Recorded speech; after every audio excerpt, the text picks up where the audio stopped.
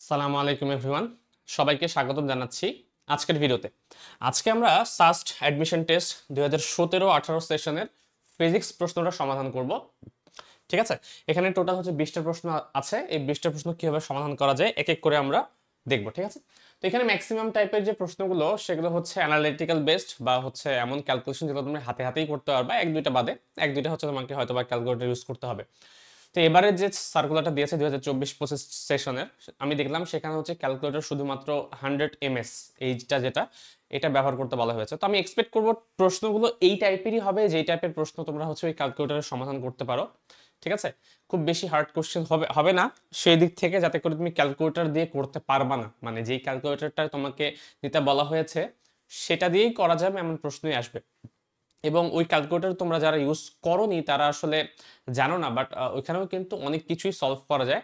হ্যাঁ, একটু ঠিক যে ওই ফাংশনগুলো এত হচ্ছে ইউজার ফ্রেন্ডলি না, যেমন যেমন হচ্ছে এখনকার ক্যালকুলেটরগুলো আছে 991 বা ইএক্স হোক বা ইএস হোক, এগুলো হচ্ছে অনেক ইউজার ফ্রেন্ডলি।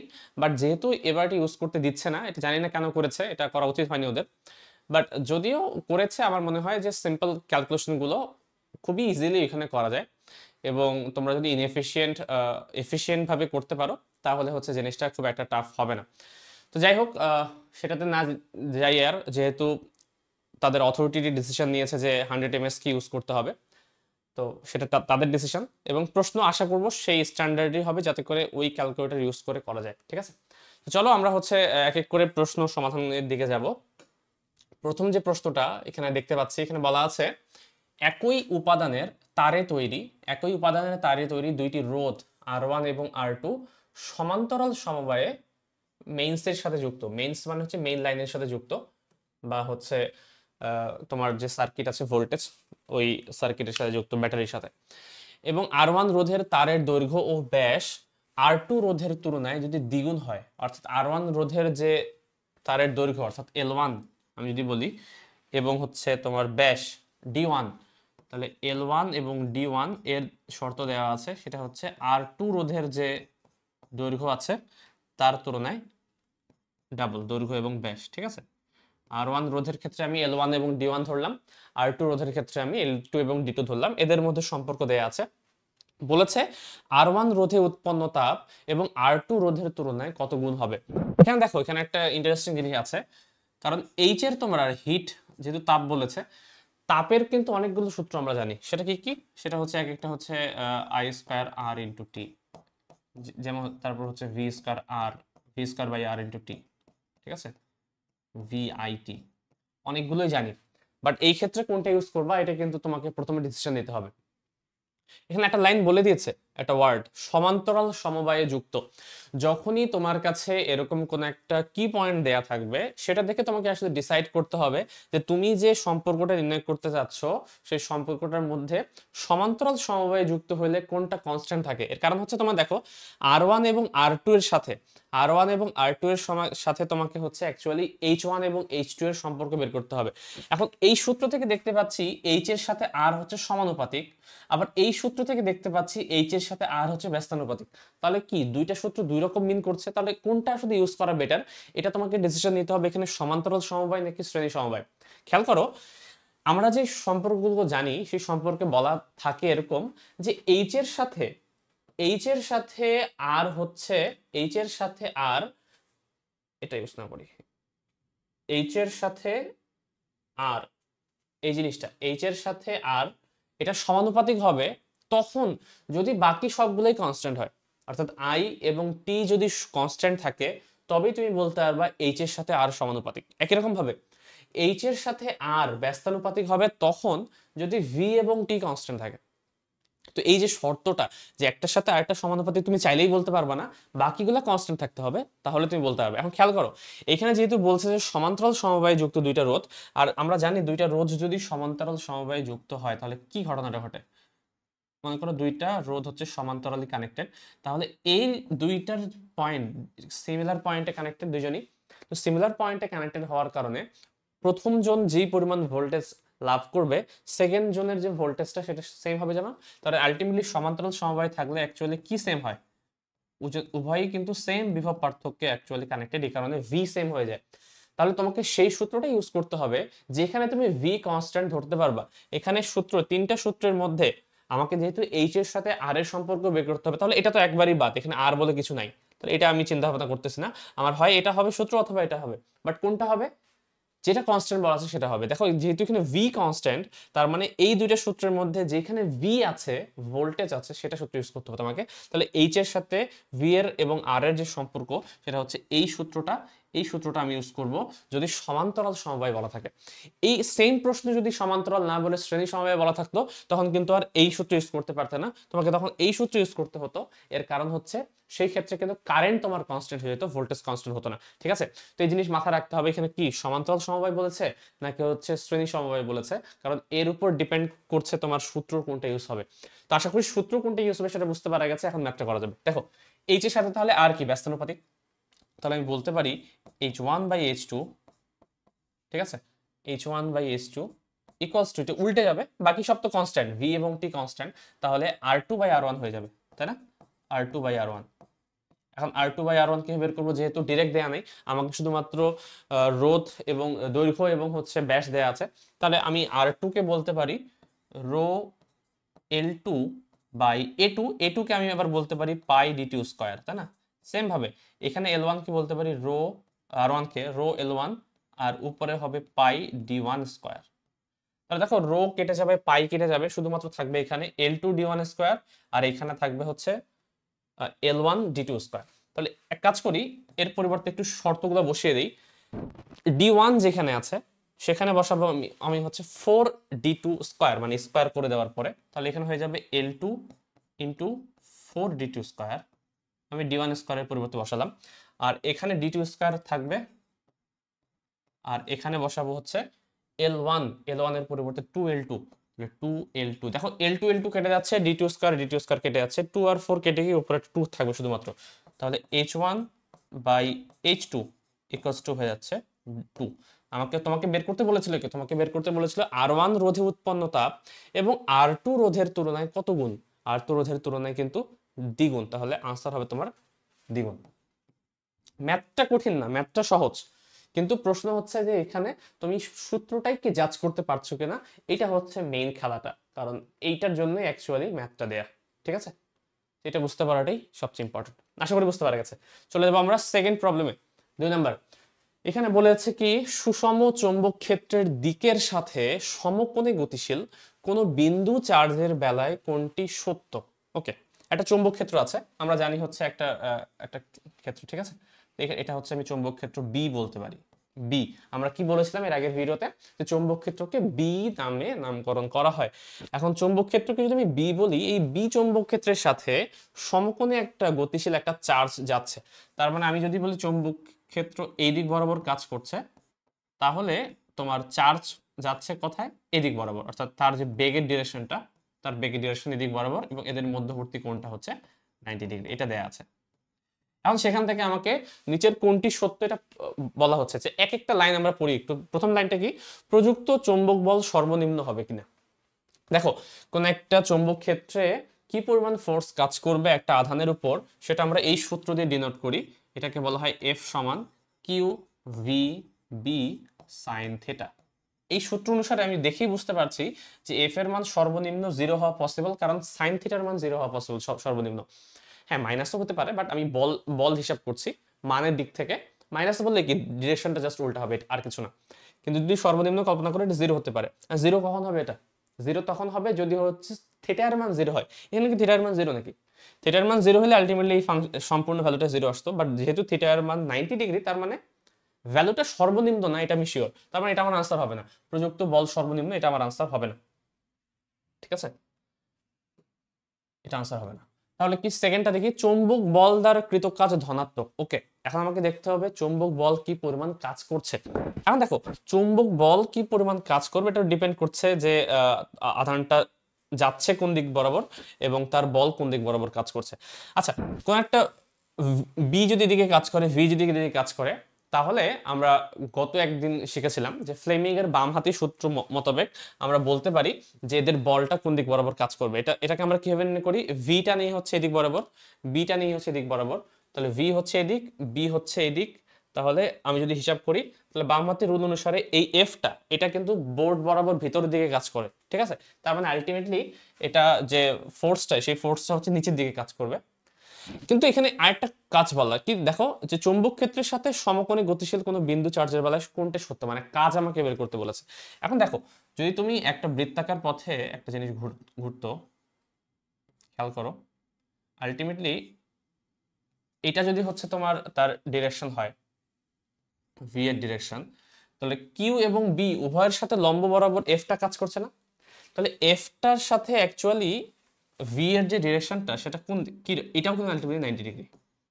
তাহলে কখনো যদি বলের সাথে তোমার বেগ বা হচ্ছে সরণটা যেই বরাবর সরণ ঘটছে সেটা যদি 90 ডিগ্রি অ্যাঙ্গেলে কাজ করে, আমরা কাজের সূত্র থেকে কি জানি? কাজ সমান জানি হচ্ছে integration of F dot dr, তাই না? ভেক্টর আকার যদি বলি ডট ডট গুণ, কারণ আলটিমেটলি দুইটা ভেক্টর রাশিকে থেকে আমি যদি স্কেলার রাশি পেতে চাই আমাকে ডট গুণ করতে হবে। এখন দেখি বোঝা যাচ্ছে দুইটা ভেক্টর যদি পরস্পর লম্ব দিকে কাজ করে তো তাদের ডট গুণফলের মান কত হয়? তাদের ডট গুণফলের মান কিন্তু আলটিমেটলি 0 চলে আসে। তাহলে এই যে দ্বিতীয় যে অপশনটা দেয়া আছে এই দ্বিতীয় অপশনটা অ্যাকচুয়ালি কারেক্ট না, যে কাজের মান ধনাত্মক হবে, বরং ধনাত্মক হবে না, 0 হবে। এখন আমাকে দেখতে হবে 0 কোথাও আছে কিনা। 0 হচ্ছে, আচ্ছা তাহলে এটাই আনসার, আর কিছু দেখারও দরকার নেই। চুম্বক বল দ্বারা কৃত কাজ হচ্ছে 0, ধনাত্মক কোণা ঋণাত্মক কোণা 0 হয়ে যাবে, ঠিক আছে? এবং বলছি কি চার্জের গতির দিক অপরিবর্তিত, এটা তো আর চিন্তা করার দরকার নেই কারণ তুমি আনসার পেয়ে গেছো। দেখো বুঝতে পারছো কিনা, আলটিমেটলি শুধুমাত্র কাজের কনসেপ্ট থেকেই করা যাচ্ছে। এত কিছু আমি ব্যাখ্যা করলাম এমনি জাস্ট প্রথমটাকে বোঝানোর জন্য, বাট এটা দরকার হবে না। আনসার খুবই তাড়াতাড়ি করা পসিবল, কিন্তু যেহেতু তোমাদের শর্ট সিলেবাসে নাই এটা, এই কারণে আমি এটা একটু ব্যাখ্যা করার ট্রাই করলাম। চলে যাবো আমরা থার্ড প্রশ্নে। কি বলা আছে এখানে? 50 পাক বিশিষ্ট কোনো কুণ্ডলিতে, এটা পঞ্চম চ্যাপ্টারের কোয়েশ্চেন, সেকেন্ড পেপারের। এটাও শর্ট সিলেবাসে ছিল না, এটা চুম্বকের সেকেন্ড চ্যাপ্টারটা। চুম্বকের কিন্তু দুইটা চ্যাপ্টার আছে টোটাল, ঠিক আছে? এটা সেকেন্ড চ্যাপ্টারটা। 50 ভাগ বিশিষ্ট কোনো কুণ্ডলিতে এত সেকেন্ড ধরে 0.02 সেকেন্ড ধরে চুম্বক ফ্লাক্সের মান 0.03 ওয়েবার থেকে 0.025 ওয়েবার পর্যন্ত যদি চেঞ্জ করা হয় তাহলে ওই কুণ্ডলিতে আবিষ্ট ইএমএফ ভোল্টেজ কত হবে? আচ্ছা, ইএমএফ এর সূত্র তোমার যদি দেখো বইয়ে তাহলে এরকম পাবা, ই সমান হচ্ছে minus n del phi divided by del t. এর মানে হচ্ছে কোনো একটা জায়গায় যদি হচ্ছে চুম্বক ফ্লাক্সকে আমি অনবরত চেঞ্জ করতে থাকি এবং একটা নির্দিষ্ট সময়ে ফ্লাক্সের যে পরিবর্তন সেটা যদি ডেল্টা ফাই হয়, ডেল্টা টি টাইম সময়ে যদি আমি হচ্ছে ডেল্টা ফাই পরিমাণ ফ্লাক্স চেঞ্জ করি, তাহলে সেই জায়গায় মুভমেন্টের কারণে, চুম্বক ক্ষেত্রের মুভমেন্টের কারণে সেই জায়গায় একটা হচ্ছে ইলেকট্রোমোটিভ ফোর্স বা তড়িৎচালক বল তোমার হচ্ছে সৃষ্টি হবে বা ভোল্টেজ সৃষ্টি হবে। এবং সেই কুণ্ডলী, যে কুণ্ডলীর মধ্যে তুমি এই কাজটা করতেছো, সেই কুণ্ডলী যদি পাক সংখ্যা এন হয় তাহলে আমি এই সূত্র দিয়ে বের করতে পারি তার মধ্যে আবিষ্ট ইএমএফ এর ভ্যালু। তাহলে এটা আমি ডিরেক্ট বের করতে পারি। মাইনাসটা অ্যাকচুয়ালি দিকের কারণে বোঝানো হচ্ছে, এখানে মাইনাস নিয়ে চিন্তা করা লাগবে না, তোমার শুধু মানটা বের করতে বলা হয়েছে, মানটা বের করতে পারলেই হবে। তাহলে এখানে করে ফেলি, আমি শুধুমাত্র মান বের করি, মাইনাস চিহ্ন বাদ দিই। তাহলে এন সমান আমি বলবো 50, ঠিক আছে? ডেল ফাই 0.03 থেকে এততে পরিণত হয়েছে, অথবা তুমি যদি মাইনাস ইউজ করো তবুও সমস্যা হবে না। এর কারণ হচ্ছে পরের মানটা একটু খেয়াল করো, এটা যদি মাইনাসটা যদি ইউজ করি, ডেল্টা ফাই মানে হচ্ছে পরেরটা মাইনাস আগেরটা। দেখো পরেরটাই কম আগেরটাই বেশি, তাহলে মাইনাস মাইনাস আলটিমেটলি প্লাসই হয়ে যাবে। তাহলে 0.025 ডিভাইডেড বাই 0.03 ডিভাইডেড বাই হচ্ছে কত, ডেল্টা টি কত সেকেন্ডে, 0.02 সেকেন্ডের মধ্যে এই ঘটনাটা ঘটছে। আলটিমেটলি আমি যদি একটু ক্যালকুলেটরে হিসাব করি তাহলে হচ্ছে আমরা আনসারটা পেয়ে যাব। তো হিসাব করি কত আসছে, এটা হচ্ছে 50, আমি মাইনাস চিহ্নটা উঠাচ্ছি না, পয়েন্ট আমি ইচ্ছা উল্টো করেই বসাচ্ছি, 03.025 ডিভাইডেড বাই 0.02 ইকুয়াল প্রেস করলে আমি পেয়ে যাব 12.5 ভোল্ট। তাহলে 12.5 ভোল্ট হচ্ছে তোমার আনসার। তাহলে এই আনসারটা যেটা আছে সেটাই তোমার দেখাতে হবে। তো 12.5 এটা হচ্ছে আনসার। 3 নম্বর প্রশ্ন শেষ, চলে আসবো আমরা 4 নম্বর প্রশ্নে। 4 নম্বর প্রশ্নে বলা আছে কি, একটি 80 হার্টজ কম্পাঙ্কের পরিবর্তী মানে এসি কারেন্ট পরিবর্তী বিদ্যুৎ প্রবাহ শূন্য থেকে শীর্ষ মানে পৌঁছাতে তার কত সময় লাগবে, এটা আমাকে বের করতে বলেছে।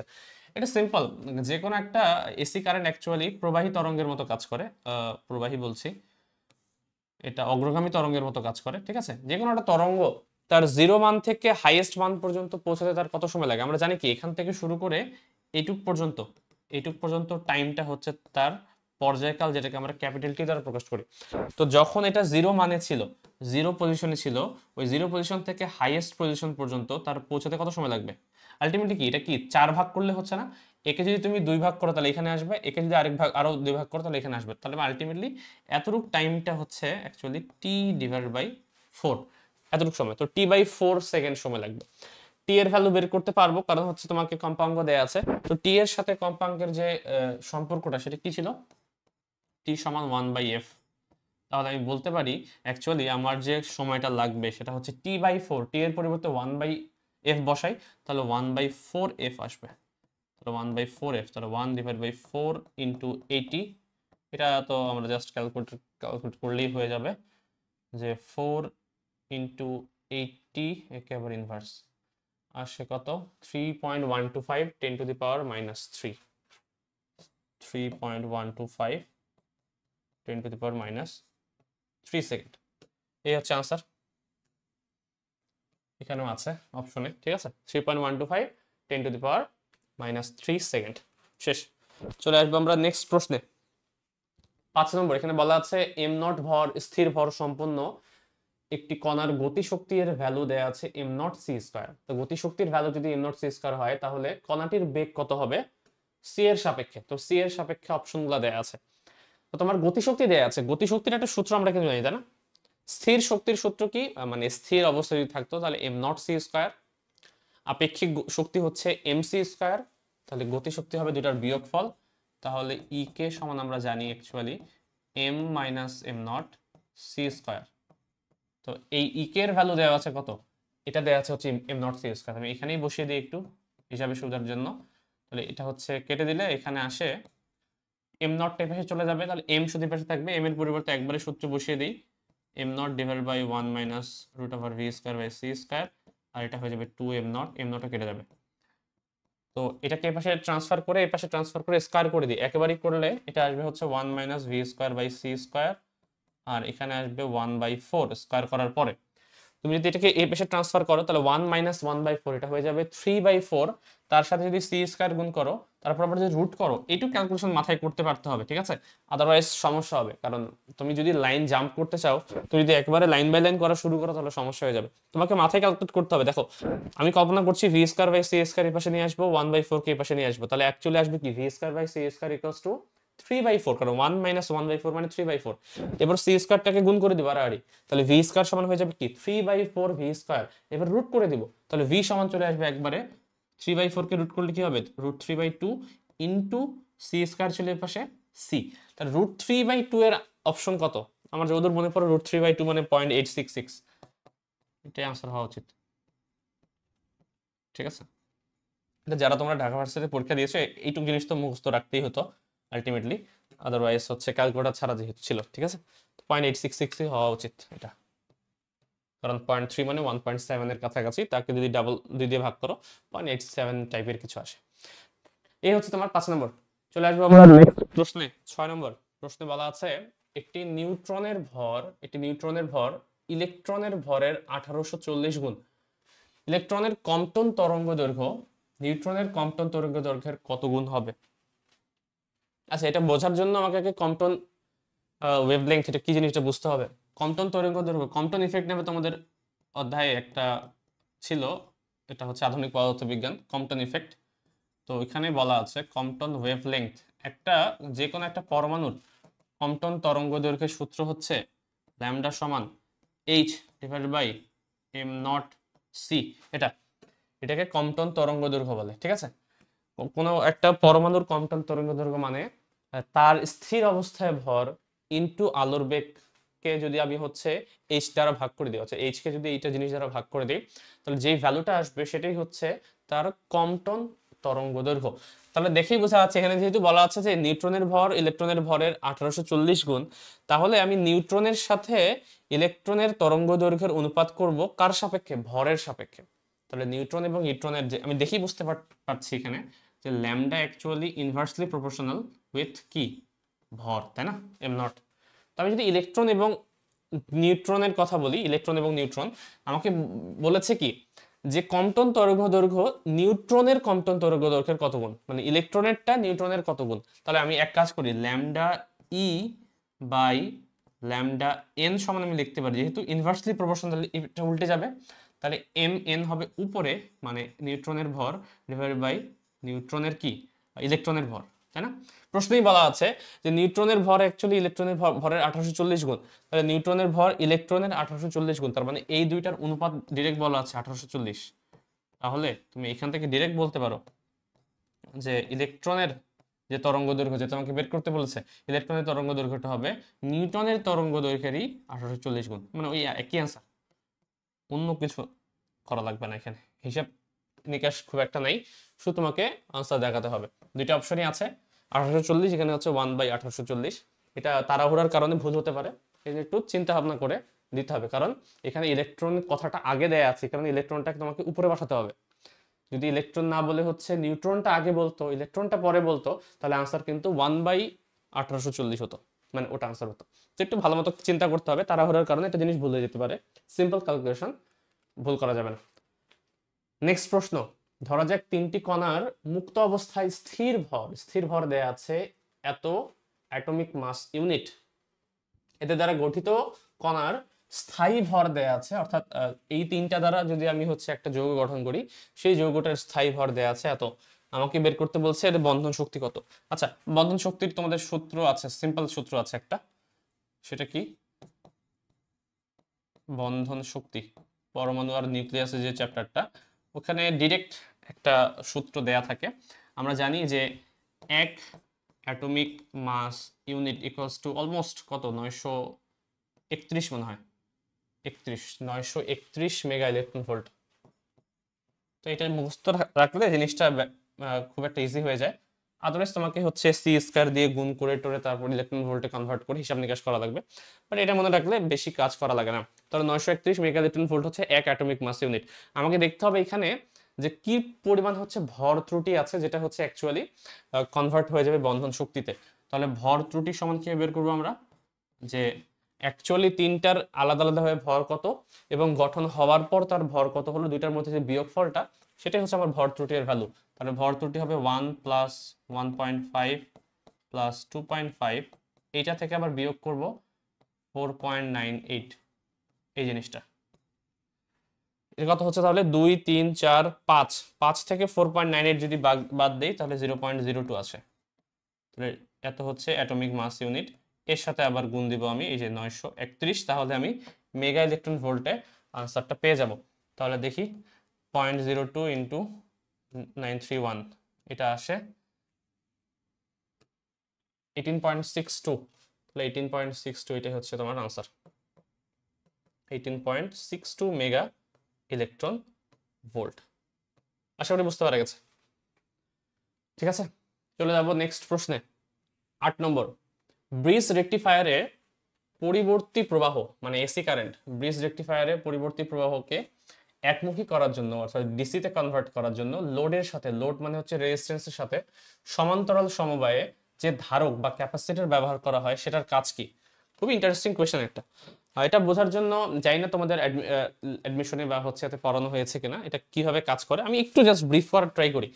দেখো, একটা ব্রিজ রেকটিফায়ার দেখতে কিরকম হয় জানি না, ছবিটা কেমন হবে এখানে আঁকতে, বাট আমি একটু ড্র করার ট্রাই করি।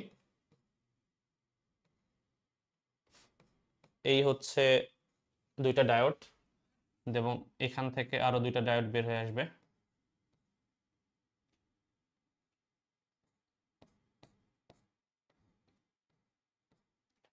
তো একটু ব্রিজ রেকটিফায়ারের মধ্যে এক বিন্দু থেকে দুইটা ডায়োডকে তোমাকে এইভাবে বের করে দিতে হবে এবং বাকি দুইটা ডায়োডকে আরেকটা বিন্দুতে মিলিত করার মতো করতে হবে।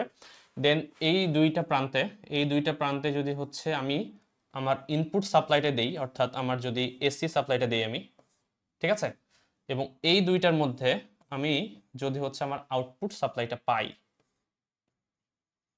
এটা হচ্ছে লোডটা যেটার কথা বলা হচ্ছে, এটা হচ্ছে আমার আউটপুট, এই জায়গায় হচ্ছে আমি আউটপুট পাবো ভি আউট, এটা আমি ডিসি পাবো। এটা হচ্ছে এসি ইনপুট ভি ইন, আর সরি এসি, আর এটা হচ্ছে আমি ডিসি পাবো। আর এখানে সমান্তরালে হচ্ছে ক্যাপাসিটর কানেক্ট করা থাকে। এটার কথা বলা হচ্ছে যে আমি এই কাজটা করলাম কেন। আমি একটা ব্রিজ রেকটিফিকেশন একটা সিস্টেম ডায়োড দিয়ে তৈরি করলাম, যার কারণে আমি এসি থেকে ডিসিতে কনভার্ট করতে পারবো এই লাইনটা, কারেন্টটাকে। তো এটা করলেই হতো, শুধুমাত্র এসি থেকে ডিসি করলেই হতো। বাট এই জিনিসটার কাজটা কি, যাতে করে আমি লোড যে আমার রেজিস্ট্যান্স আছে, এখানে লোড মানে রেজিস্ট্যান্স বোঝানো হচ্ছে, ঠিক আছে? লোড মানে এই রেজিস্টরটা, এই রোধটা, এই রোধের সাথে সমান্তরালে কেন আমি একটা ক্যাপাসিটর লাগালাম, এর কাজটা কি? অনেকগুলো অপশন দেওয়া আছে, আমি জানি আনসারটা কি হবে, বাট আমি আনসারটা পরে বলছি। আগে ব্যাখ্যা করার ট্রাই করি এই জিনিসটা করছেটা কি।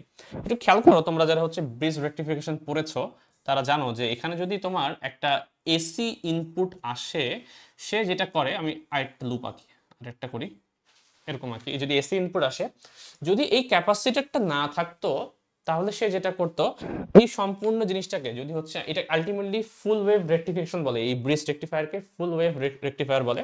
এ করে কি, নিচের যে নেগেটিভ পোর্শনটা আছে সেটাকে সে পজিটিভ বানিয়ে দেয়। অর্থাৎ এখানে যে প্লাস মাইনাস ছিল ইনপুটে, হচ্ছে ইনপুট সার্কিটে, তা আউটপুটে সে আসলে সেম সার্কিটটাই দিবে, শুধুমাত্র একটু উল্টো হয়ে যাবে। অর্থাৎ যে প্লাসটা প্লাসের দিকে ছিল প্লাসই থাকবে, মাইনাসটাও প্লাস হয়ে যাবে, সবগুলোই দেখতে এরকম হয়ে যাবে তখন, প্লাস প্লাস প্লাস প্লাস। এটাকে আমরা বলছিলাম যে এটা একটা DC supply, but DC supply তো দেখতে এরকম হয় না। ডিসি এর কাজটা কি? ডিসি মানে বলি বাংলাতেই বোঝা যাচ্ছে একমুখী প্রবাহ, বা হচ্ছে এক ডিরেকশনে কাজ করে, এবং এটা টাইমের সাপেক্ষে তার ভোল্টেজটা ফ্ল্যাকচুয়েট করার কথা না, এটা কনস্ট্যান্ট একটা ভোল্টেজ মেনটেন করা উচিত। কনস্ট্যান্ট ভোল্টেজ মানে কি, আমি যদি ভি এর সাপেক্ষে টাইমের যদি একটা গ্রাফ আঁকি, সেটা এরকম হওয়া উচিত ছিল, একেবারে স্ট্রেট লাইন, একবারে হচ্ছে এক্স অক্ষের সমান্তরাল। বাট এটা এক্স অক্ষের সমান্তরাল পাওয়া যাচ্ছে না আউটপুটে। আমি যদি ভি এর সাথে টি এর গ্রাফ আঁকি, তাহলে এখন দেখতে পাচ্ছি আমরা যে এসি যেরকম, ডিসি ঠিক আছে একদিকে চলে এসেছে, নেগেটিভ পোর্শনে যাচ্ছে না, এটা ভালো। বাট আমি যেরকম স্ট্রেট লাইন চাচ্ছিলাম, সেই স্ট্রেট লাইনটা তো আমার আসেনি, এটা হচ্ছে এখনো ভোল্টেজটা up down up down up down করছে। তাহলে কি করা যায় যাতে করে এই জিনিসটাকে আমি একটু রোধ করতে পারি? এবং সেই জিনিসটাকে রোধ করার জন্য অ্যাকচুয়ালি এখানে একটা ক্যাপাসিটর লাগানো আছে। এখন সে কি কি কাজটা করে, যখন হচ্ছে আমি এখান থেকে এখানে কিভাবে হলো সেটা বোঝাতে চাচ্ছি না, কারণ সেটা তোমাদের আলাদা কোশ্চেনের অংশ, এই প্রশ্ন এখানে সেটা বলেনি। আশা করি সেটা তোমরা জানো অন্তত, ওটা না জানলে আবার এটা বুঝতে অসুবিধা হবে। তো দেখো, এখানে যে ঘটনাটা ঘটবে, যখন আউটপুটে আমার ভোল্টেজটা জেনারেট হয়ে যাবে, ডিসি ভোল্টেজটা, তো যখন হচ্ছে এই ডিসি ভোল্টেজ আলটিমেটলি কি, এই রোধটা যেই দুইটা পয়েন্টে কানেক্টেড, আলটিমেটলি এই ক্যাপাসিটরটা সেম দুইটা পয়েন্টেই কানেক্টেড। তার মানে এই দুইজনের অ্যাকচুয়ালি ভোল্টেজ ডিফারেন্সটা, দুইজন হচ্ছে ভোল্টেজ অ্যাক্রস দ্য পয়েন্টস, এদের কিন্তু ভোল্টেজ দুইজনেরই সেম। তার মানে এর কাছে যে পরিমাণ কারেন্ট ফ্লো হবে একই ভোল্টেজ ডিফারেন্সের কারণে, এর পরিমাণও এখানেও কিন্তু সেই পরিমাণ চার্জ সঞ্চিত হবে, কারণ এটা কারেন্ট ফ্লো করে না, ডিসি কারেন্ট কিন্তু ফ্লো করতে পারে না, এ হচ্ছে চার্জ সংরক্ষণ করতে পারে, বা হচ্ছে ডিসচার্জ করে সেই চার্জটা আমার ফেরত দিতে পারে। এর কাজই এটা ক্যাপাসিটরের। তো সে এই কাজটাই করবে অ্যাকচুয়ালি, যখন আউটপুটে তোমার ভোল্টেজটা জিরো ছিল, মানে একেবারে জিরো পজিশনে, তখন এই জায়গায়ও ভোল্টেজ জিরো। যখন হচ্ছে ভোল্টেজটা ধীরে ধীরে বাড়বে, দেখো ভোল্টেজটা যখন ধীরে ধীরে বাড়ছে, যখন ধীরে ধীরে বাড়তে বাড়তে একবারে সর্বোচ্চ পর্যায়ে আসছে, তখন এর হবে কি, যেহেতু ভোল্টেজ ডিফারেন্সটা এখন বাড়ছে ধীরে ধীরে, ভোল্টেজটা ধীরে ধীরে বাড়ছে, তো ভোল্টেজটা ধীরে ধীরে বাড়ার কারণে প্রথমত এখানে ইনিশিয়ালি জিরো ছিল, আর ভোল্টেজ ধীরে ধীরে বিল্ড আপ হওয়ার কারণে এখানে আলটিমেটলি চার্জ সংরক্ষণ হওয়া স্টার্ট করবে। এ কারণে এখানেও তুমি আউটপুটে যখন তুমি ক্যাপাসিটর লাগাবা, তখন আউটপুটে তুমি নর্মাল যেরকম পাচ্ছিলে আগে সেরকমই পাবা। এই পজিশনে আসার পর এই ভোল্টেজটা আবার ড্রপ হওয়া শুরু করবে। ভোল্টেজটা যখন ড্রপ হওয়া শুরু করবে, তখন কিন্তু এই যে দুই পয়েন্ট এর যে ভোল্টেজটা, এটা কিন্তু স্টিল বেশি, কারণ চার্জ তার মধ্যে জমা হয়ে গেছে অলরেডি। এই পরিমাণ ভোল্টেজের জন্য যতটুকু চার্জ দরকার, ততটুকু চার্জ সে স্টোর করে রেখেছে।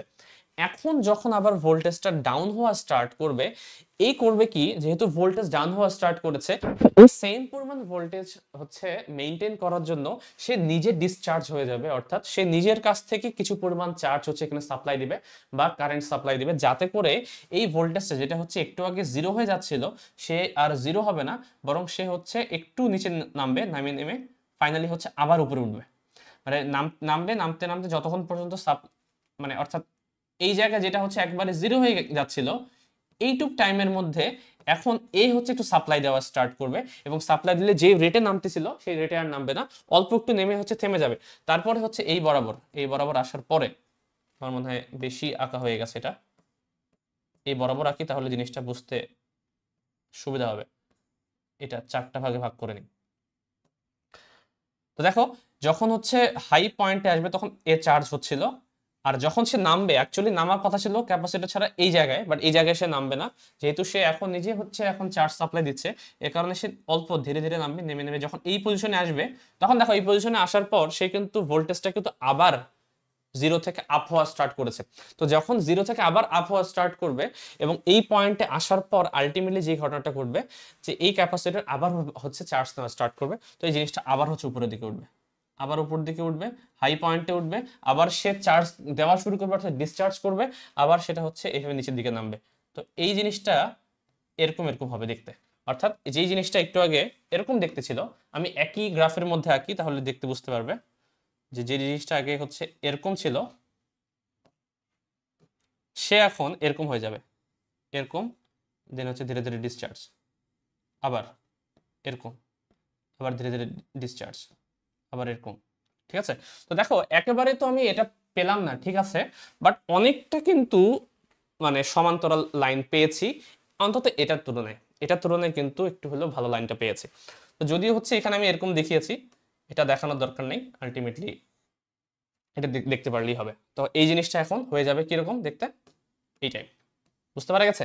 তো এই দেখো যেই জিনিসটা আগে হচ্ছে এরকম লুপ লুপ আকারে ছিল ডিসি কারেন্টটা, বাট আমি কখনোই চাইনি ডিসি কারেন্ট এরকম লুপ লুপ আকারে থাক, আমি চেয়েছি স্ট্রেট লাইন হোক।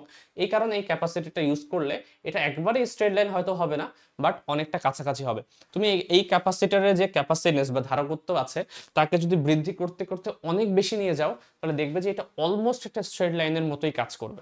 এটা তোমরা যারা ভবিষ্যতে ইলেকট্রিক্যালের নিয়ে পড়বা তারা হচ্ছে জিনিসটা ভালো বুঝতে পারবা, আমার থেকেও ভালো বুঝবা, বাট আমি যতটুকু জানি সেটা হচ্ছে সেই রেসপেক্ট আমি বললাম। তো আমাদের মেকানিক্যালেও হচ্ছে কিন্তু কিছু কিছু কোর্স আছে যেগুলো ইলেকট্রিক্যালের সাথে সম্পৃক্ত, এবং সেই কোর্সে হচ্ছে জিনিসগুলো পড়ানো হয়। তো তোমাদের বইও জানি না এখন দিয়েছে কিনা, বাট মেইন কনসেপ্টটা এটাই যে তুমি এই যে ডিসি কারেন্ট যেটা তুমি চাচ্ছিলে সেটা যেহেতু পাচ্ছে না, এটা পাওয়ার জন্য আমার ডিসি কারেন্টটাকে স্মুথ করার জন্য বা মসৃণ করার জন্য আমরা এই কাজটা করি, যাতে করে এই ভোল্টেজটা মোটামুটি টাইমের রেসপেক্টে একটা স্টেবল একটা ভোল্টেজ দেয়। 100% স্টেবল করা পসিবল না, বাট তুমি যদি ক্যাপাসিটেন্সের মান ধীরে ধীরে অনেক বৃদ্ধি করে দাও, মোটামুটি একটা স্টেবল ভ্যালু পাওয়া যাবে। এই হচ্ছে আমাদের এই 8 নম্বর প্রশ্নের আনসার। ডিসি প্রবাহকে মসৃণ করাই হচ্ছে এই ক্যাপাসিটরটার কাজ। অনেক কিছু বললাম এটার জন্য, আশা করি বুঝতে পারছো। চলে আসবো আমরা 9 নম্বর প্রশ্নে। 9 নম্বর প্রশ্নে কি বলেছে দেখি একটু। একটি কণার অবস্থান ভেক্টর দেয়া আছে, অবস্থান ভেক্টরের সাপেক্ষে আমাকে বের করতে বলেছে কণাটির ত্বরণের মান কত। তো খুবই সহজ একটা জিনিস, দুইবার ডিফারেন্সিয়েশন করতে হবে। ভি কত, একবার ডিফারেন্সিয়েশন করো, একে একবার ডিফারেন্সিয়েশন করলে কত আসে, 2t i, এটা হচ্ছে 2t j, এটা হয়ে যায় 2k। আরেকবার ডিফারেন্সিয়েশন করো একে টাইমের সাপেক্ষে, একবারে করছি, এটা হয়ে যাবে 2i 2j, থাকবেই না আর কিছুই। তো এটাই হচ্ছে তোমার এটাকে শুধুমাত্র ভ্যালুতে বের করতে, যেহেতু মান বের করতে বলেছে, তাহলে এর মান হচ্ছে রুট ওভার 4 + 4, মানে 2² + 2² মানে 2√2, 2√2 হচ্ছে আনসার। তো সহজ এমনি। চলে আসবো 10 নাম্বার। একটি ভেক্টর ক্ষেত্রের ভ্যালু যদি a হয় এবং তার একক যদি মিটার ইনভার্স 2 হয়, তাহলে এই জিনিসটা রাশিটির মাত্রা কেমন হবে, মানে একক কি হবে, একক বের করতে বলেছে। আচ্ছা, একক বের করাটা খুব একটা ঝামেলা না, কারণ আমরা জানি যে কোনো একটা জিনিসকে যদি হচ্ছে আমি নেবলার সাথে এ এর যদি একটা ক্রস গুণ করি, ঠিক আছে, এটাকে কার্ল বলে, কার্ল নির্ণয় করলে আলটিমেটলি কি করো, তুমি একটা ডিফারেন্সিয়েশনই তো করো, তাই না, এটাকে আলটিমেটলি ডিফারেন্সিয়েশন করছো এই জিনিসটাকে। তো এ হচ্ছে যেটা, তার যখন আমি কার্ল বের করব, তাহলে অ্যাকচুয়ালি এর সাপেক্ষে একে আমি ডিফারেন্সিয়েশন করছি। তো ডি এক্স এর সাপেক্ষে একবার, ওয়াই এর সাপেক্ষে একবার, জেড এর সাপেক্ষে একবার। তো কখনো যদি কোনো একটা ফাংশনকে তুমি ডিফারেন্সিয়েশন করো, সেটার ইউনিটটা এক ধাপ নিচে নামে। আমরা কি জানি, আমরা জানি হচ্ছে ইন্টিগ্রেশন থেকে কোনো যদি ডিফারেন্সিয়েশন করি, মনে করো দুইটা জিনিসকে, দুইটা মিটার এবং মিটারকে যদি তুমি ইন্টিগ্রেট করো, তাহলে আলটিমেটলি গুণ করলে সেটা মিটার স্কোয়ার হয়ে যায়। উল্টা হবে, তুমি যদি মিটার স্কোয়ারকে ডিফারেন্সিয়েশন করো, তাহলে একটা স্কোয়ার কেটে কি মিটার হয়ে যাবে, অর্থাৎ একটা নিচে নামবে। তো এটাই হবে এখানে, মিটার ইনভার্স 2 ছিল, যাকে তুমি যদি ডিফারেন্সিয়েশন করো, তুমি এমনি যদি কল্পনা করতাম মিটার ইনভার্স 2 কে যদি তুমি ডিফারেন্সিয়েশন করতে কি আসতো, আরো ইউনিট এর এক কমে যাবে, মিটার থেকে একটা কমে যাবে, তাহলে মিটার ইনভার্স 3 হয়ে যাবে একবার ডিফারেন্সিয়েশনে। একবার যদি ডিফারেন্সিয়েশন করি তাহলে হচ্ছে এই ঘটনাটা করবে। সেম ভাবে যেহেতু তুমি একবার করছো না, দুইবার করছো, একবার হচ্ছে কার্ল করলে, কার্ল করার পর তার এককটা হয়ে যাবে এরকম। তুমি এই কার্লকে যদি আরেকবার ন্যাবলায়ের সাথে ডট গুণ করো, অর্থাৎ যদি তুমি ডাইভারজেন্স বের করো, এই ডাইভারজেন্সের ক্ষেত্রেও তুমি তো সেম কাজই করছো আলটিমেটলি, ঠিক আছে? ডট গুণ করছো, বাট ডিফারেন্সিয়েশন করেই তো করবে, তাই না? সেম ভাবে এইভাবেই আর কি, ডিফারেন্সিয়েশনই করছো। তো তুমি ডিফারেন্সিয়েশন যেহেতু করছো, তার মানে এটা আরেকবার হচ্ছে, আরেক ধাপ নিচে নামবে, এটা হয়ে যাবে মিটার ইনভার্স 4। তাহলে এর এককটা হয়ে যাবে মিটার ইনভার্স 4। এটাই নর্মাল কিছু। এটা যদি ইন্টিগ্রেশন বলতো তাহলে শুধুমাত্র এক উপরে উঠে যেত, এটাকে যদি ইন্টিগ্রেশন করতে তাহলে মিটার ইনভার্স 1 হতো, তাকে আরেকবার ইন্টিগ্রেশন করতে মিটার হয়ে যেত, ঠিক আছে? এই মিটার তো না, 0 হয়ে যেত আলটিমেটলি, কিছু একক বিহীন হয়ে যেত। তো এই জিনিসটাই আলটিমেটলি বের করতে বলেছে তোমাকে মাত্রা। এটা নর্মাল একটা কোয়েশ্চেন, খুব মাথা ঘামানোর কিছু নেই। একটি প্রাস ভূপৃষ্ঠ থেকে এমনভাবে নিক্ষিপ্ত হয় যে তার সর্বাধিক আনুভূমিক পাল্লা, সর্বাধিক আনুভূমিক পাল্লা বলেছে 9.8 মিটার অতিক্রম করে ভূপৃষ্ঠে ফিরে আসার সময় এর আনুভূমিক বেগের মান কত? ঠিক আছে, ওকে। দেখো, পাল্লা এইভাবে সর্বাধিক আনুভূমিক পাল্লা যদি আমি পেতে চাই, তাহলে থিটার ভ্যালু কত? এটা আশা করি সবারই জানা। থিটার ভ্যালু অ্যাকচুয়ালি 45 ডিগ্রি। তো এখানে বলা নেই, তোমাকে বুঝে নিতে হবে যে 45 ডিগ্রি ধরে ম্যাথটা করতে হবে। এবং তোমাকে আর ম্যাক্সের ভ্যালু দিয়ে দিয়েছে যে ম্যাক্সিমাম পাওয়া যায় হচ্ছে 9.8। তাহলে আমি বলতে পারি আর ম্যাক্সের সূত্র কি ছিল? ইউ স্কোয়ার বাই জি, এরকম। তো এখানে ইউ সমান আমি পেয়ে যাব আর ম্যাক্স ইন্টু জি এর উপর রুট, তাই না? আর ম্যাক্স কত? 9.8, জিও তো 9.8, তারপরে 9.8 হোল স্কোয়ারের সাথে রুট করলে আলটিমেটলি 9.8ই আসবে মিটার পার সেকেন্ড। দেখো, একটা প্রাসকে তুমি যেই বেগে নিক্ষেপ করছো, এ যদি আশেপাশে কোথাও বাধা না পায়, সে নিচে নামার সময় সেম বেগই নামবে। এটা হচ্ছে কমন জিনিস, কমন সেন্স, ঠিক আছে?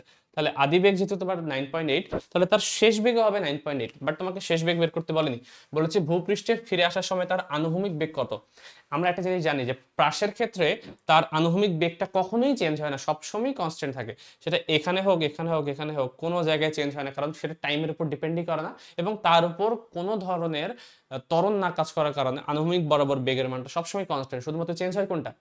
লম্ব বরাবর, উল্লম্ব বরাবর যে বেগটা, সেটা হচ্ছে উপর নিচে হওয়ার কারণে চেঞ্জ হয়, কারণ এখানে একটা ত্বরণ কাজ করে, অভিকর্ষ ত্বরণ। তো আলটিমেটলি এইখানে যদি বলতো বের করো, এখানে এখানে যে কোনো জায়গায় তুমি আনুভূমিক বেগ বের করো, সেমই আসবে। সেটা কি সূত্রগত? আনুভূমিক বেগ মানে হচ্ছে ইউ এক্স সমান হচ্ছে ইউ কস থেটা। তাহলে ইউ হচ্ছে 9.8, কস থেটা কত? থেটা হচ্ছে তোমার, ও 45, এটা তো বলেই ছিল 45, হিসাব করলেই হবে। তাহলে 9.8 cos 45 ডিগ্রি, এটা আসছে 6.93, 6.93 মিটার পার সেকেন্ড। তো এখানে যে অপশনটা আছে 6.93, সেটাই হবে তোমার আনসার। চলে আসবো আমরা পরবর্তী প্রশ্ন, 12 নাম্বার। হাইড্রোজেন পরমাণুতে এম ভর এবং ইলেকট্রন চার্জ যুক্ত আর ব্যাসার্ধের বৃত্তাকার পথে নিউক্লিয়াসকে কেন্দ্র করে ঘূর্ণায়মান ইলেকট্রনের কেন্দ্রমুখী ত্বরণের মান। আচ্ছা, খুবই ইন্টারেস্টিং কোয়েশ্চেন, এটা খুবই সুন্দর প্রশ্ন।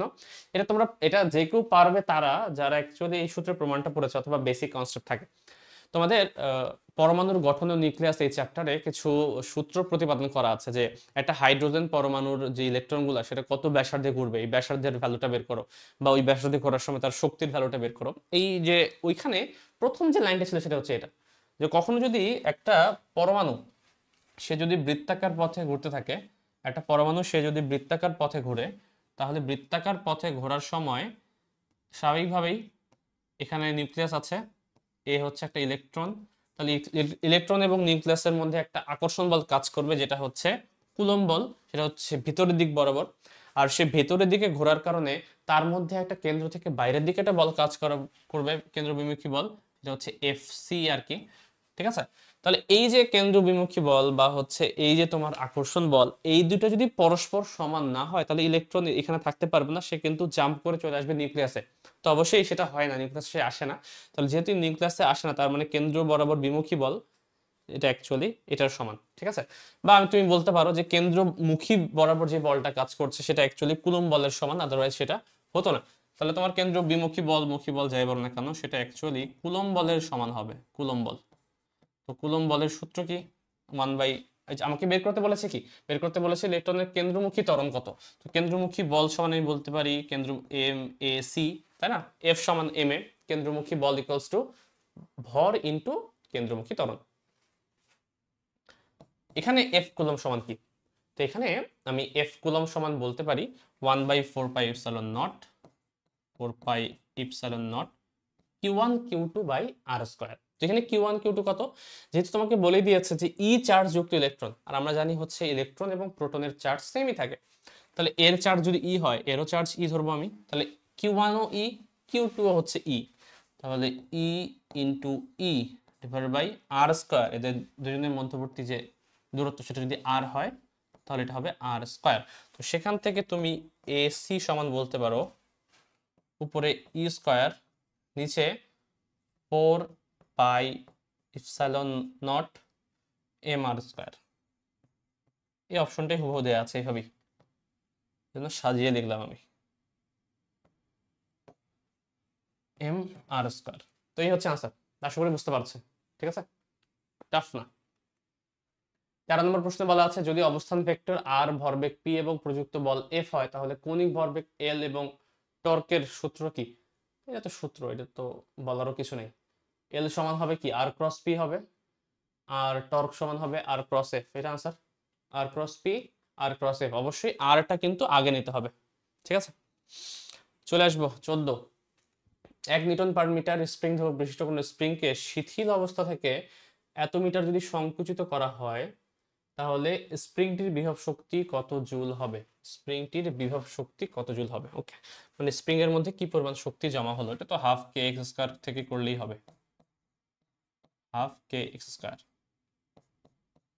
তাহলে কে এর ভ্যালু কত 1, এক্স হচ্ছে 0.1, তো 0.1 কে স্কয়ার করলে তো 0.01 হবে, 2 দ্বারা ভাগ করলে 0.005, মানে 5 × 10⁻³ হয়ে যাবে। মাথায় রাখবে কিন্তু প্লাস হবে, কিন্তু অপশন দুইটাই দেওয়া আছে প্লাস মাইনাস, বাট প্লাসটা হবে, কারণ হচ্ছে তোমাকে সঞ্চিত শক্তি বলেছে, বিভব শক্তি, তো এত পরিমাণ শক্তি জমা হবে। বাট যদি কৃতকাজ বলতো তাহলে কিন্তু নেগেটিভ হতো, কারণ কৃতকাজটা আলটিমেটলি বলের বিপরীতে, তাই না, সরণের বিপরীতে। যেহেতু তুমি বল এই পাশে প্রয়োগ করছো, সরণটা কাজ করছে এই পাশে, তো আলটিমেটলি সেই দিক বরাবর হিসাব করলে তোমার নেগেটিভটা ধরতে হতো। যেহেতু সঞ্চিত শক্তি বলেছে এই কারণে আনসারটা পজিটিভ হবে। চলে আসবো আমরা পরবর্তী প্রশ্ন 14 নম্বর 15 নম্বর। সরল দোল গতি সম্পন্ন কোনো কণার বিস্তার যদি এক্স হয় এবং শক্তি যদি ই হয় তাহলে শক্তি দ্বিগুণ এবং ত্রিগুণ করতে বিস্তার কত হবে। এটা তো আগের সূত্রটা দিয়ে একটু আগে যেটা করলাম এই সূত্র দিয়ে হবে, হাফ কে এক্স স্কয়ার। তোমাকে এক্স এর ভ্যালু বের করতে বলেছে, তাহলে এক্স সমান তুমি বলতে পারো 2e/k রুট ওভার 2 এবং কে তো কনস্ট্যান্ট, তাহলে এক্স অ্যাকচুয়ালি ডিপেন্ড করছে কার উপর, ই এর উপর। তাহলে আমি যদি শক্তি ডাবল করতে চাই, এটা যদি ডাবল করতে চাই তাহলে এক্স কত গুণ করতে হবে, √2, √2 করতে হবে, তাই না, তার আগেরটার √2 গুণ। আর যদি 3 গুণ করতে চাই তাহলে আগেরটার √3 গুণ করতে হবে, তাহলে √2x √3x, এটা হচ্ছে আনসার, যেহেতু রুটের সাথে কানেক্টেড তাই। 16 নম্বর প্রশ্ন। একটি অগ্রগামী তরঙ্গের সমীকরণ দেয়া আছে, এটা এখান থেকে সব বলা আছে এক্স ওয়াই মিটারে দেওয়া, টি হচ্ছে সেকেন্ডে, মানে নর্মাল এসআই এককে দেওয়া আছে। তাহলে তরঙ্গের কম্পাঙ্ক এবং বেগ বের করতে বলেছে। তার আগে তোমাকে তরঙ্গের সমীকরণটা কিরকম এটা জানতে হবে। এটা হচ্ছে a sin 2π/λ vt - x, এখানে উল্টা করে দেয়া আছে x - vt, এর কারণ হচ্ছে এখানে সামনে একটা মাইনাস ছিল, মাইনাসটাকে ভিতরে প্রবেশ করানো হয়েছে, এটাই।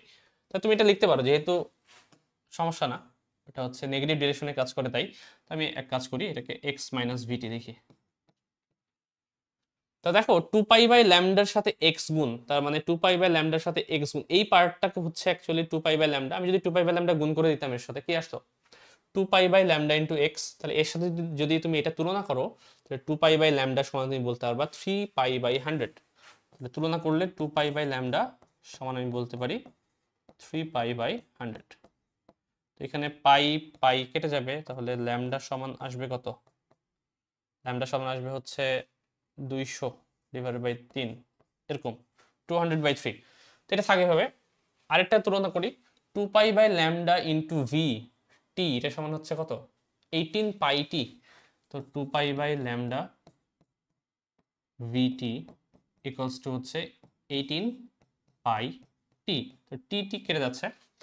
তো দেখো 2 পাই বাই ল্যামডা, এর ল্যামডা এর ভ্যালুটা কিন্তু তুমি এখানে চাইলে বসাতে পারো। এই পাইও তো কেটে যাবে, তো পাই রাখারও দরকার নেই, তো এখানে থাক। ভি সমান তুমি কি বলতে পারো, এখানে বলতে পারো হচ্ছে এই 2 আর 18 এর মধ্যে এখানে শুধু 9 থাকে, তাই না? ভি সমান আসবে 9 ল্যামডা, অ্যাকচুয়ালি 9 ল্যামডা। তাহলে 9 ইন্টু ল্যামডার ভ্যালুতে বের হয়েছে আমাদের এরকম। তাহলে 3 2 600, 600 মিটার পার সেকেন্ড হচ্ছে আমার বেগ। আর কি বের করতে বলেছে আমাকে? আমাকে বের করতে বলেছে কম্পাঙ্ক। ভি জানো, ল্যামডা জানো, এফ বের হয়ে আসবে। তাহলে ভি সমান আমরা জানি হচ্ছে এফ ল্যামডা, তাহলে এফ সমান চলে আসবে ভি বাই ল্যামডা। তাহলে ভি হচ্ছে 600, ল্যামডা হচ্ছে এটা 200/3। তাহলে 600 আর 200/3 ভাগ হলে উপরে হয়ে যাবে 3/200। এখানে হচ্ছে কত? 9। তাহলে 9 হার্জ। তাহলে দুইটা আনসার, একটা হচ্ছে 9 হার্জ হচ্ছে আমার ফ্রিকোয়েন্সি, আর বেগ হচ্ছে 600 মিটার পার সেকেন্ড। তাহলে 9 এবং 600 যেখানে আনসার আছে সেটাই হচ্ছে তোমার আনসার। এই হচ্ছে আনসার। তো এটা শুধু এমন কিছু না, তোমাকে এই এই অগ্রগামী তরঙ্গের সমীকরণ জানা থাকলেই হয়ে যাবে। এটা তরঙ্গ চ্যাপ্টারের মেইন সূত্র, এই সূত্রটা তোমাকে মুখস্থ করতে হবে, আদারওয়াইজ পারাটা একটু কঠিন হয়ে যাবে। ঠিক আছে, চলে আসবো আমরা 17 নম্বর প্রশ্নে। কোন সুতায় সৃষ্ট স্থির তরঙ্গের বৈশিষ্ট্য এমন যে 2 মিটার দৈর্ঘ্যে দুই প্রান্তের 2টি নিস্পন্দ বিন্দু সহ মোট 9টি নিস্পন্দ বিন্দু পাওয়া যায়। ওকে, তরঙ্গের কম্পাঙ্ক যদি এত হয় তাহলে বেগ কত? একটা ভালো প্রশ্ন। হ্যাঁ দেখো, এপাশ থেকে শুরু করি। আমি যদি বলেছে কি নিস্পন্দ বিন্দু টোটাল 9টা পাওয়া যায়, আগে জানতে হবে নিস্পন্দ বিন্দু কোনটা। নিস্পন্দ বিন্দু সেটা যে একটা তরঙ্গ যদি হচ্ছে আপ ডাউন করে, তাহলে যেই বিন্দুটা এক্স অক্ষ বরাবর হচ্ছে মিলে যায় সেটা হচ্ছে নিস্পন্দ বিন্দু, যেখানে বিস্তারটা সর্বনিম্ন অর্থাৎ 0। তো দেখো এখানে হচ্ছে এইটা একটা নিস্পন্দ বিন্দু, তরঙ্গটা এভাবে উঠছে, এটা আরেকটা নিস্পন্দ বিন্দু, আবার নিচ থেকে এখানে উঠছে, এটা আরেকটা নিস্পন্দ বিন্দু। তাহলে এটা টোটাল 9টা পাওয়া যাবে, এটা বলেছে 2 মিটার দৈর্ঘ্যের মধ্যে 9টা নিস্পন্দ বিন্দু পাওয়া যায়, দুই প্রান্ত সহ। তাহলে এখানে টোটাল 3টা হয়ে গেল। তো 4 5 6 7 8 9। তো এই যে এগুলো সবগুলাই 1 2 3 4 5 6 7 8 9, এই টোটাল 9টা নিস্পন্দ বিন্দু পেলাম, এবং এর দৈর্ঘ্য বলা আছে 2 মিটার। এটাই হচ্ছে তোমার কাহিনী। এখান থেকে বের করতে হবে বেগ কত, তোমার ইয়ে দেয়া আছে, ফ্রিকোয়েন্সি দেয়া আছে। তার মানে অ্যাকচুয়ালি তোমাকে ল্যামডাটা বের করতে হবে ওই চিত্র থেকে। এফ ল্যামডা, এফটা হচ্ছে তোমার 330, ল্যামডাটা কত সেটা আমরা এখান থেকে এখনই বের করতে পারবো। দেখো তো এখানে টোটাল কয়টা তরঙ্গ দৈর্ঘ্য আছে? এটা একটা 1 2 3 4, তার মানে অ্যাকচুয়ালি 4 ল্যামডা আছে এখানে টোটাল। তাহলে 4 ল্যামডা সমান অ্যাকচুয়ালি 2 মিটার, তাহলে ল্যামডা সমান হবে 0.5 মিটার। এই 0.5টা আমি এখানে বসাবো, শেষ, এটুকুই কাজ। তাহলে 165 আসবে, 165 মিটার পার সেকেন্ড। তো এই হচ্ছে 165, এটাই হচ্ছে তোমার answer, B number option. Next প্রশ্ন 18। একটি রিঅ্যাক্টরে এত কেজি ভরের একটি নিউট্রন কণারা এত তাপমাত্রায় স্বাভাবিকভাবে বিচরণরত অবস্থায় কোনো অক্ষ বরাবর এদের মূল গড় বর্গবেগ নির্ণয় করো। তো আরএমএস বেগের আমরা একটা সূত্রই জানি, এটাকে আদর্শ গ্যাসের সাথেই কল্পনা করে নিতে হবে, আদারওয়াইজ তো করা পসিবল না। 3RT/m। তো এই সূত্রটাই ইউজ করবো আমরা, একবারই বসিয়ে দিই এখানে ক্যালকুলেটারে, তাহলে হয়ে যাবে √3RT, 3 × 8.314। টেম্পারেচার কত দেওয়া আছে? 27 ডিগ্রি, মানে 300 কেলভিন, বাই এম, এম হচ্ছে 1.675 ইন্টু 10⁻⁻27। কত আসে? 2.11 10⁻15। এত হচ্ছে, অনেক বেশি চলে আসছে। একটা জিনিস করা যেতে পারে, সেটা হচ্ছে যেহেতু আনসারগুলো এই রেঞ্জে নাই, তার মানে মনে হচ্ছে যে এম এর ভ্যালুটা আমি ভুল ধরেছি। ওকে, একটা কাজ করি, দেখো এখানে এম তো অ্যাকচুয়ালি নিউট্রন যেহেতু বলেছে, তার মানে এটা একটা নিউট্রনের ভর, বাট এখানে কিন্তু একটা নিউট্রনের ভর নিতে হয় না। বুঝতে পেরেছি, এখানে এম অ্যাকচুয়ালি আণবিক ভর নিতে হবে আমাকে, আণবিক বা 1 মোল, 1 মোল কোনো জিনিসের ভর নিতে হবে। তাহলে এখানে আরেকটা জিনিস শুধুমাত্র গুণ হবে, সেটা কি? এই এম সমান অ্যাকচুয়ালি নিতে হবে নিউট্রনের, একটা নিউট্রনের ভর ইন্টু হচ্ছে 1 মোলে কতগুলো সংখ্যা থাকে তোমার, 6.02 10⁻23। এটা করলেই হয়ে যাওয়া উচিত। এখন তো করে ফেলি আমরা, এটা আসবে 3RT, 3 8.314, আর টি টি হচ্ছে 27 মানে 300 by m 1.675 10 to the power minus 27 6.02 10 to the power 23 হ্যাঁ এবার মিলেছে 27 24 27 24 এই জায়গায়। তো এটা হচ্ছে জিনিসটা, যেটা হচ্ছে সমস্যা সেটা হচ্ছে এই এম এর ভ্যালুটা আমি নিয়েছিলাম একটার ভর, বাট একটার ভর নেওয়া যাবে না, এটা হচ্ছে আণবিক ভর নিতে হবে। এই হচ্ছে জিনিস। চলে আসবো আমরা লাস্ট প্রশ্নে আমাদের আজকের, সেটা হচ্ছে 19 নম্বর প্রশ্নে। এরপর আরেকটা আছে। কোনো তাপগতীয় প্রক্রিয়ায় একটি সিস্টেমের আয়তন যদি বৃদ্ধি পায় কিন্তু পরিপার্শ্বের সাপেক্ষে তার যদি তাপের কোনো আদান প্রদান না ঘটে, তাহলে নিচের কোনটি সত্য? দেখো, তাপের আদান প্রদান ঘটেনি তার মানে এটা অবশ্যই কোন ধরনের প্রক্রিয়া? রুদ্ধতাপীয়। তাহলে রুদ্ধতাপীয় প্রক্রিয়ার ক্ষেত্রে আমি ফার্স্ট যে ল আছে থার্মোডাইনামিক্সের, সেটা আমি বলতে পারি কি, ডি কিউ সমান অ্যাকচুয়ালি 0। ডি কিউ সমান যদি 0 হয় অ্যাকচুয়ালি, তাহলে কি আসে, ডি ইউ ইকুয়ালস টু হচ্ছে মাইনাস ডি ডাব্লিউ। দেখো এখানে বলেছে এই প্রক্রিয়াটাতে আয়তন বৃদ্ধি পাচ্ছে। আয়তন বৃদ্ধি পাওয়া মানে কি, কোন একটা সিস্টেমে যদি আয়তন বৃদ্ধি পায় তার মানে সে নিজে নিজে কাজ করছে। তাহলে সিস্টেম যদি নিজেই কাজ করে তাহলে ডি ডাব্লিউটা কি পজিটিভ আসবে না? আমরা জানি সিস্টেম যদি নিজে কাজ করে তাহলে ডি ডাব্লিউ হচ্ছে পজিটিভ ভ্যালু আসবে। খেয়াল করো, ডি ডাব্লিউ যদি পজিটিভ আসে তার মানে এটা অ্যাকচুয়ালি পজিটিভ, এবং তার সামনে একটা মাইনাস চিহ্ন আছে যেহেতু, তার মানে এই ইকুয়েশন থেকে আমি বুঝতে পারছি যে ডি ইউ অ্যাকচুয়ালি নেগেটিভ হবে। এবং ডি ইউটা কি, তাপমাত্রার ফাংশন না? যদি ডি ইউ অর্থাৎ অভ্যন্তরীণ শক্তির পরিবর্তন যদি নেগেটিভ হয়, তার মানে অ্যাকচুয়ালি তাপমাত্রাটাও হচ্ছে নিচের দিকে নামবে, কমে যাবে। তাহলে এমন কোনো অপশন যে দেখতে হবে যেখানে হচ্ছে তাপমাত্রা কম বোঝাচ্ছে, এটা হচ্ছে সি নাম্বারটা, সেটা হচ্ছে কি, সিস্টেমটি শীতল হবে। সিস্টেম শীতল হবে মানে কি, ধীরে ধীরে তার তাপমাত্রা কমে যাবে, কারণ অভ্যন্তরীণ শক্তির মান কমে যাচ্ছে এই কারণে। তো এই হচ্ছে জিনিস, আশা করি বুঝতে পেরেছ। লাস্ট প্রশ্নে চলে যাবো আমাদের 20 নম্বর প্রশ্ন। সেটা হচ্ছে কি, দেখো 4 কেজি ভরের একটি বস্তুর উপর চিত্র অনুযায়ী এই দুইটা বল কাজ করছে। বস্তুটির ত্বরণ যদি প্লাস এক্স অক্ষ বরাবর কাজ করে তাহলে, এবং সেটা যদি 1 মিটার পার সেকেন্ড স্কয়ার হয়, তাহলে এক্সট্রা কত বল দিতে হবে এখানে? ওকে, দুইটা বল অলরেডি আছে এই বস্তুটার উপরে। ধরলাম এখানে একটা বস্তু আছে, সেই বস্তুর উপরে হচ্ছে দুইটা বল কাজ করতেছে, একটা হচ্ছে এদিক বরাবর, একটা এদিক বরাবর 45 ডিগ্রি কোণে। এখানে এক্সট্রা আরেকটা বল আমাকে প্রয়োগ করতে হবে, যাতে করে এই দুইটা প্লাস হচ্ছে আরেকটাই, তিনটার লব্ধি হিসাবে এই বস্তুর উপর একটা এক্স অক্ষ বরাবর ত্বরণ কাজ করে। তাহলে আলটিমেটলি জিনিসটা এরকম যে সামেশন অফ এফ সমান হচ্ছে এম এ, এই সূত্রে অ্যাপ্লাই করতে হবে, এবং সেটা এক্স অক্ষ বরাবর একবার, ওয়াই অক্ষ বরাবর একবার। তাহলে এক্স অক্ষ বরাবর করলে এটা জাস্ট এখানে এরকম আসবে যে এক্স অক্ষ বরাবর প্রত্যেকটা বলের সামেশন নিতে হবে, নিয়ে তাকে যদি আমি এম এ এক্স এর সাথে তুলনা করি তাহলে এখান থেকে একটা ভ্যালু পাবো।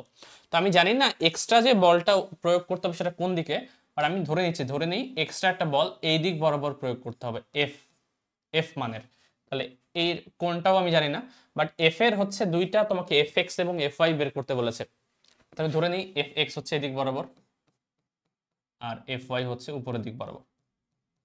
ঠিক আছে, এফ কে যদি দুই ভাগে ভাগ করি, তাহলে খেয়াল করো তিনটে বল পাওয়া গেল, একটা দুইটা তিনটা। এই তিনটা বলের মধ্যেই যদি আমি তিনটারই হচ্ছে এক্স অক্ষ বরাবর একটা সহগ নেই, অর্থাৎ উপাংশ নেই, তাহলে কি আসে দেখি। প্রথম বলটা 4√2, এর এক্স অক্ষ বরাবর উপাংশ কি 4√2 cos থিটা, মানে cos 45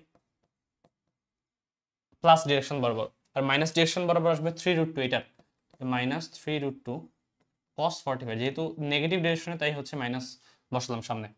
আর প্লাস হচ্ছে এই যে নতুন একটা বল ধরে আসছে, তার হচ্ছে এক্স অক্ষ বরাবর আমি এফ এক্স ধরে নিয়েছি, এটা হচ্ছে এফ এক্স ইকুয়ালস টু আসবে কি এম এ এক্স। এম কত, বস্তুর ভর দেওয়া আছে 4 কেজি, এবং ত্বরণ দেওয়া আছে কত, ত্বরণ দেওয়া আছে হচ্ছে 1, তাহলে 4 × 1। তাহলে এখান থেকে আমি এফ এক্স এর একটা ভ্যালু পাবো, সেই ভ্যালুটা কত তো দেখি। এখানে cos 45 মানে 1/√2, তুমি হাতে হাতে করতে পারবা, তাহলে 1/√2 সাথে √2 কাটাকাটি হয়ে যাবে কত 4। এখানে সেম ভাবে 1/√2 সাথে √2 কাটাকাটি গেলে থাকবে হচ্ছে 3, তাহলে 4 - 3 মানে হচ্ছে 1। 1টা যদি সমান হিসেবে ট্রান্সফার করো তাহলে 4 - 1 মানে হয়ে যাবে 3, তার মানে অ্যাকচুয়ালি 3 নিউটন। তাহলে এফ এক্স এর একটা ভ্যালু পেলাম আমরা 3 নিউটন। সেম ভাবে আমি হচ্ছে এফ ওয়াইটা বের করার ট্রাই করব, এবং সেম জিনিসটাই হচ্ছে আমরা ওয়াই অক্ষ বরাবর করব। Summation of F y equals to m a y. কিন্তু ওয়াই অক্ষ বরাবর তার ত্বরণ থাকবে না, বলে দিয়েছে যে বস্তুটি ত্বরণ সর্বাংশে প্লাস এক্স অক্ষ বরাবর কাজ করবে। তাহলে ওয়াই অক্ষ বরাবর যদি ত্বরণ নেই, তাহলে এই পাশে কিছু থাকবে না, শুধুমাত্র যা থাকবে সব হচ্ছে সমানের এই পাশে থাকবে। তাহলে এফ ওয়াই সমান কি দেখতে পারবো, একই রকম ভাবে এই দুইটা জিনিসই হবে 4√2, কিন্তু এটা এবার উপরের দিকে, এর ওয়াই অক্ষ বরাবর উপাংশটা কি উপরের দিকে না, 4√2 সাইন আসবে অবশ্যই, সাইন 45 ডিগ্রি, তাহলে প্লাস চিহ্ন বসালাম। পরের যে বলটা আছে 3√2 তার উপাংশ কিন্তু উপরের দিকে, তাহলে দুইটাই ক্ষেত্রেই পজিটিভ চিহ্ন আসবে। তাহলে এটা আসবে প্লাস 3√2 সাইন 45 প্লাস হচ্ছে এফ ওয়াই ইকুয়ালস টু 0। তো সবগুলাই একসাথে বসে দিলাম। তো দেখি কত আসে এখানে। আবার 45 সাইন 45 এর ভ্যালু হচ্ছে 1/√2, কেটে কেটে দিলে এখানে 4 আসে, এখানে 3 আসে, 4 3 7। তাহলে এফ ওয়াই এর ভ্যালু অ্যাকচুয়ালি আসবে হচ্ছে ওই পাশে ট্রান্সফার করলে -7 নিউটন। তাহলে এমন একটা অপশন হবে যেখানে এফ এক্স হচ্ছে তোমার 3, এফ ওয়াই হচ্ছে -7, 3 -7, এটা হচ্ছে তোমার আনসার। তো এই হচ্ছে আমাদের আজকের যে প্রবলেমগুলো, টোটাল 20টা প্রশ্ন আমরা সলভ করলাম এক এক করে। এই 20টা প্রশ্ন তোমরা বুঝতে পেরেছো কিনা এটা আমাকে জানাবে। তারপরে যদি কোনো কনফিউশন থাকে, একটাই শুধুমাত্র কনফিউশন ছিল, আমার কনফিউশন ছিল অ্যাকচুয়ালি এই জায়গাটাতে, এটা মিলছিল না। তারপরে দেখলাম যে না, অ্যাকচুয়ালি এখানে এই জায়গাটাতে ভুল হয়েছে, বাট অপশন যদি এটা থাকতো হয়তো আমারই ভুল হতো। বাট এই জিনিসগুলো একটু মাথায় নিয়ে ক্যালকুলেট করতে হবে, ঠিক আছে? তো চলো, এই হচ্ছে মোটামুটি আজকের জিনিসগুলো। এরপরও যদি কোনো সমস্যা থাকে আমাকে জানাতে পারো, আমি হচ্ছে কমেন্টে সেগুলোর আনসার দেওয়ার ট্রাই করবো। তো পরবর্তী ভিডিওতে আমরা অন্য কোনো জিনিস নিয়ে কথা বলবো। আজকে আমরা এখানে রাখছি, পরবর্তী দিনে দেখা হবে আবার। আসসালামু আলাইকুম।